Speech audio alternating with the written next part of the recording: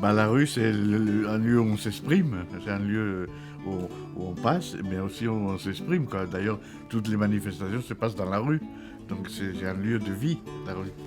De toute manière, j'ai toujours beaucoup aimé les affiches quand j'étudiais aux Beaux-Arts. On avait, entre autres choses, peinture bien sûr, mais on avait aussi ce qu'on appelle la déco et on faisait de temps en temps des affiches. Enfin, c'était un exercice que j'ai toujours beaucoup aimé. Et l'occasion s'est présentée parce que j'ai fréquenté l'USC, l'Union des étudiants communistes, dans les années 60. Et quand ils ont vu que j'avais des dispositions pour ça, ils m'ont commandé des affiches.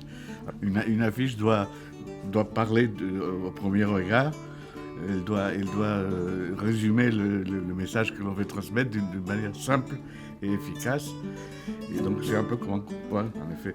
J'ai toujours revendiqué cet aspect de mon travail qui est moins connu que le reste parce que je ne les ai pas montrés dans mes expositions parce que ça n'allait pas forcément avec le travail habituel.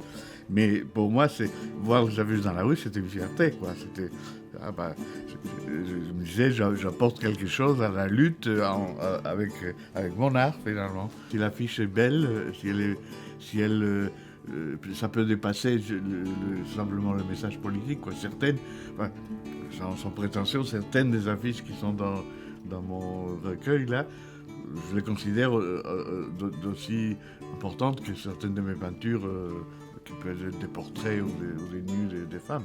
Certaines, oui. D'autres sont plus dans l'urgence, mais certaines qui sont travaillées et abouties peuvent être considérées comme de l'art.